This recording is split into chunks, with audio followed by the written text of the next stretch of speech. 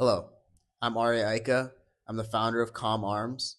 And for the past 7 years, I've been what most people consider to be a gym rat. I've trained for strength, athletic performance, aesthetics, and even health benefits.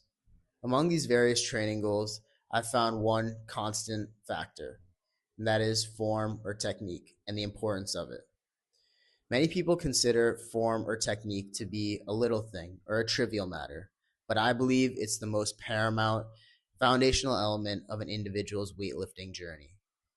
Their ability to master form or technique for any exercise will truly help them understand how quickly they can progress in the gym in a natural way. And that's what Calm Arms is all about. The little things stack up. But for now, here's a video on a back and biceps workout that I did a couple weeks ago. I'm going to take you through the specific cues that I think about, as well as what I believe is the science behind it. So here we go. So this is one of the best warm-up exercises. Just a straight wide grip pull-up, focusing on chin to the bar and controlling your way up and down. This is wide grip, so it's hitting your lats and really warming them up for the rest of your back day. Next, we're going to go into single arm cable pull down, really focusing on palm facing your face, and you really want to get up and stretch out, contract the lats, and don't forget to do both sides here as it is a single arm workout. Next, we got machine rows. This is not the most optimal machine for low rows as I'm trying to hit the lower lat here, the portion that's sticking out in the red at the bottom. I'm going to put the seat up so that I can try to hit the lats as best as I can, but this is not the best machine to do it with. Usually traditional gyms will have a lower handle setting so you can hit the lower lats. Otherwise, great workout. Next, we got the neutral grip cable pull downs. These ones are really great as they kind of simulate a pull up, focusing on elbows down and in towards your hips or your lats, and really stretching out at the top and pulling all the way down to your chin. Next, we got another low row, but this time with the cable. I'm really focusing on elbow down to the hip or the lower lat, and that's how I'm trying to engage the lower lat here. Really stretching out at the bottom and then pulling hard at the top. Next, we got alternating single arm cable pull down. This one is similar to the neutral grip, down and in with your elbows almost to your lower lat or your hips, and you're really trying to stretch out at the top and contract really well at the bottom there. Next, we got cable pull throughs, I believe these are called. This is also for the lat. As you can see, it's really stretched out there at the top, and then you pull all the way down to almost your hips, trying to contract them at the bottom. Next, we got dumbbell shrugs. These are a great exercise to go heavy on. The traps work all the way down your body, so you should work up with the dumbbells and try to get as high as you can to contract those traps. Next, we have face pulls.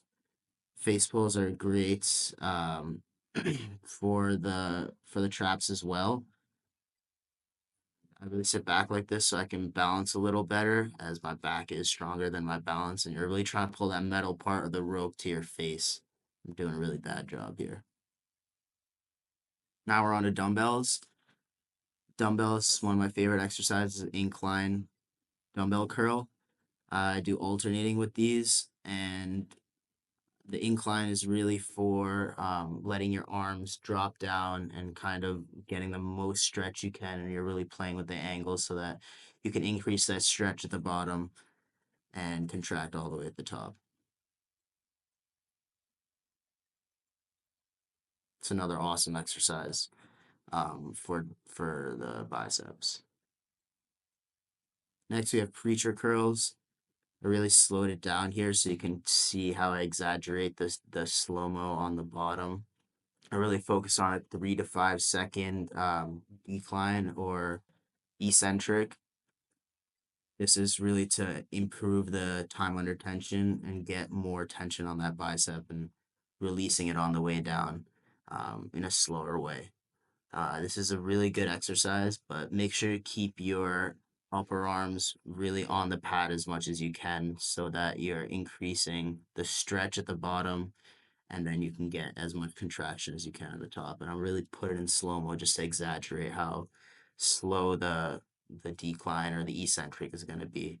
And this is such a good exercise for biceps because it gets that really good stretch at the bottom. And I really recommend going low on weight here because you can do a lot of reps and you can really stretch it out and get a great pump.